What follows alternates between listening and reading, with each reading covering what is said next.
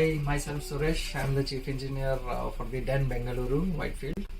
So we have gone with on-site engine MTU, which is being provided by Apollo. So the engine was installed in the year 2016 and the commissioning happened in 2017. So at the time of the commissioning, we had a very good support and they have been very supportive with us till date.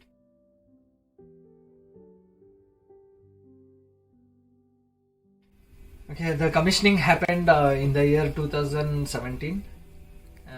It's really very good engines, and I prefer that we'll be having, wherever I go, I would prefer to have MTU engines through Apollo.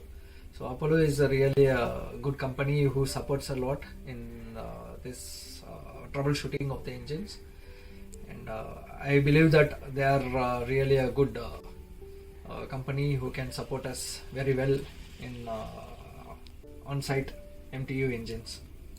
So I would refer them to all my whoever clients are there and whoever colleagues are there. So I would refer them always. Thank you.